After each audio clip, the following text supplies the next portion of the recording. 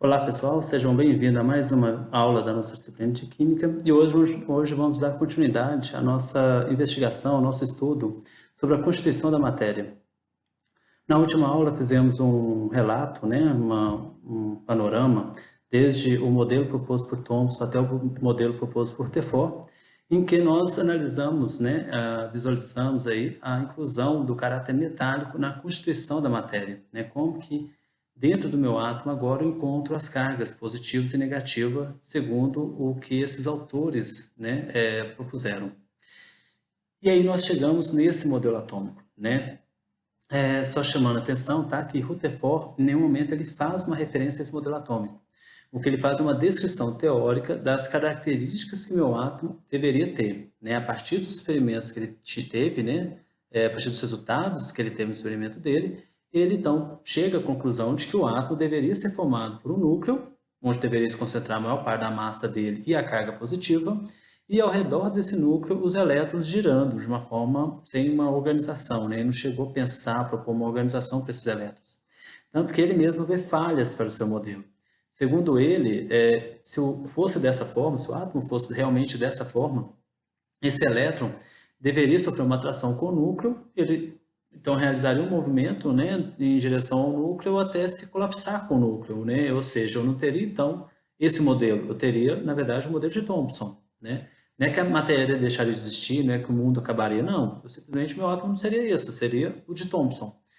No entanto, ele sabe que não é daquela forma, né? Os resultados mostravam que não, que os elétrons estavam numa eletrosfera. Agora, por que que estavam nessa eletrosfera e como que elas ficavam nessa eletrosfera sem colidir, né? Sem se colapsar com o núcleo? Ele não conseguiu encontrar a resposta, tá? Mas esse modelo é o que é mais utilizado hoje, de forma ilustrativa, e então dá para a gente discutir várias coisas com ele, né? De uma forma didática, tá?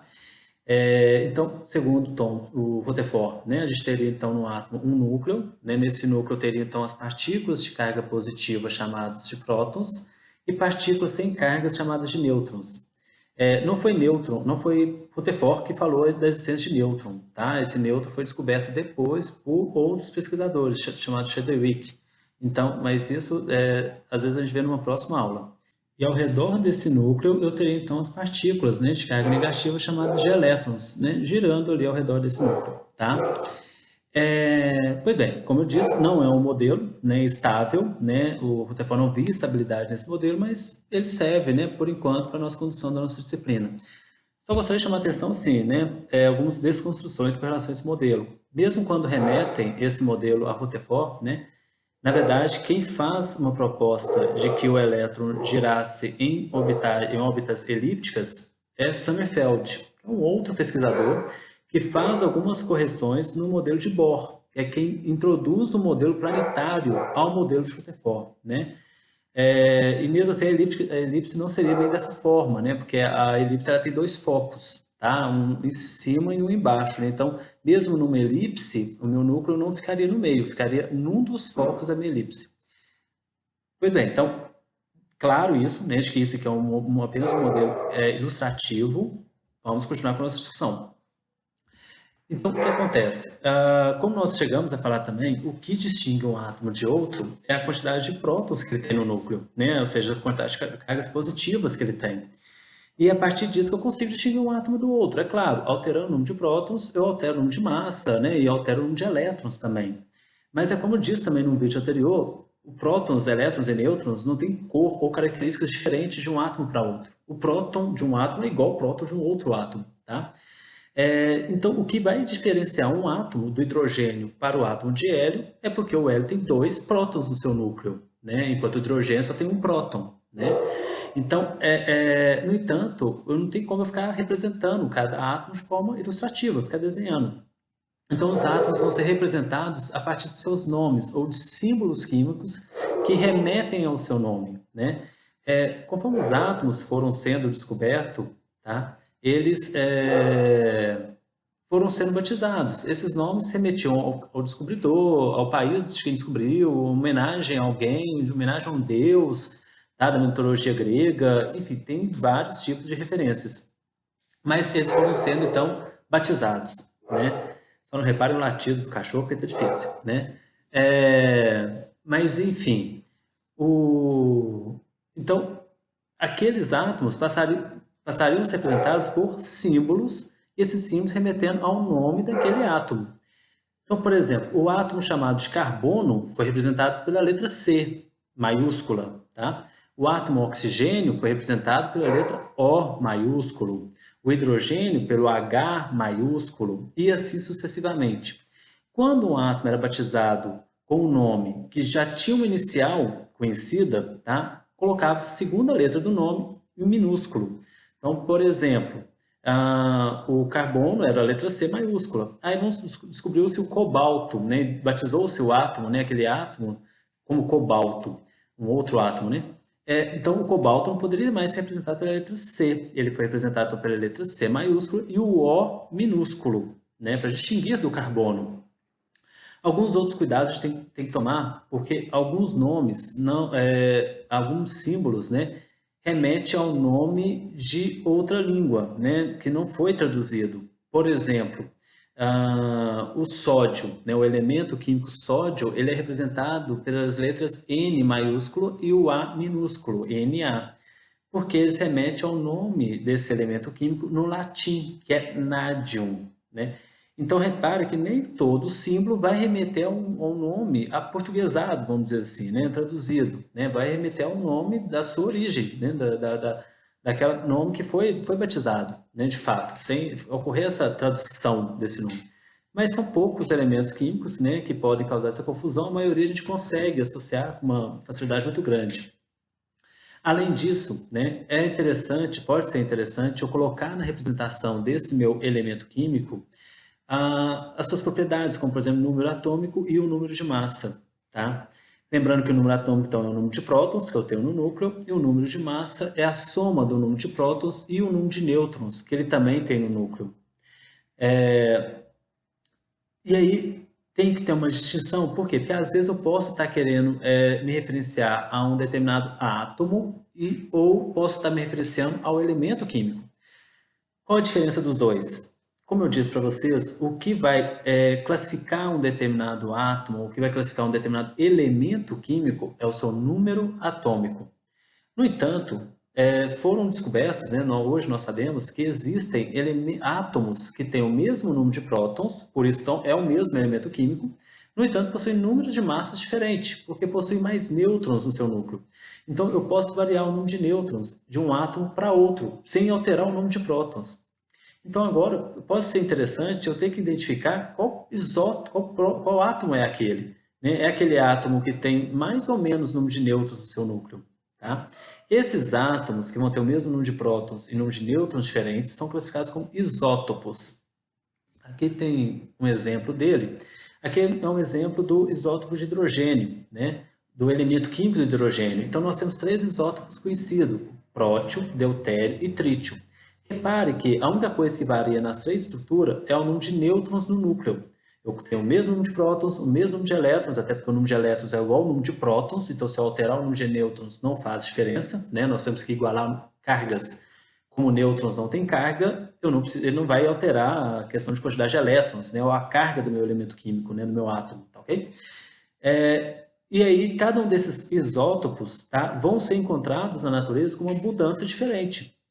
No caso do hidrogênio, por exemplo, o prótio, que é o isótopo com apenas um próton no núcleo, ele é quase que ele é em torno de 99% da abundância relativa da natureza, né?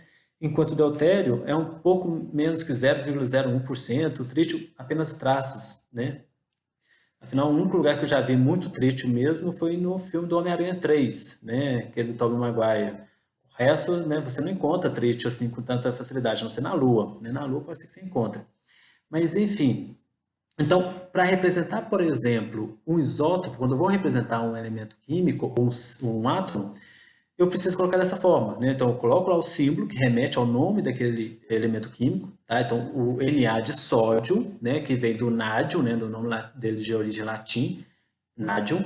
Embaixo, tá? Eu coloco, então, o número atômico, que é o 11, e em cima o número de massa. Quando o meu elemento químico possui mais de um isótopo, repare que o número de massa não vai ser redondo, né? Então, ele vai ser sempre fracionado. Por quê? Porque para determinar aquele número de massa que está ali, com essa representação é, na verdade, do elemento químico do cloro, então, na hora de calcular, determinar qual o número de massa do elemento químico do cloro, faz-se uma média ponderal dos isótopos, levando em consideração a abundância de cada um.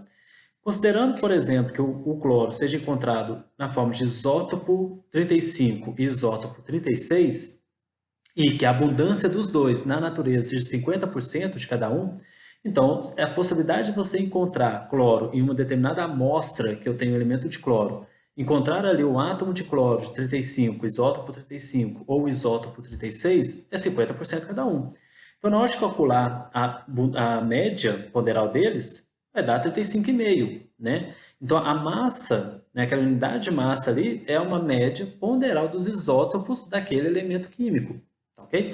Se eu quiser representar agora um átomo específico, olha, eu quero representar o átomo de cloro, mas eu não quero representar o elemento cloro de uma forma geral, não, eu quero representar o átomo cloro 35.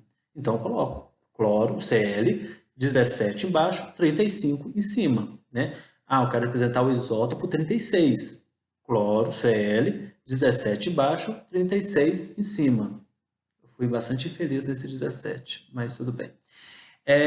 Além disso, tá? Além de poder ser encontrado na forma de isótopos diferentes, né, os átomos, até se a gente analisar o próprio experimento de Thomson, em que eu tinha um catodo, né, e devido a uma diferença de potencial que era colocado, esse catodo passava a ejetar elétrons, né, que formava então o meu raio catódico, né, que era que ele utilizou nos seus experimentos, inclusive. Então, repare que o átomo ele pode ter elétrons ejetados, desde que colocado uma energia suficiente nele, né? Quando esse átomo, então, perde um dos seus elétrons, ele se torna uma outra espécie química, chamada de íon.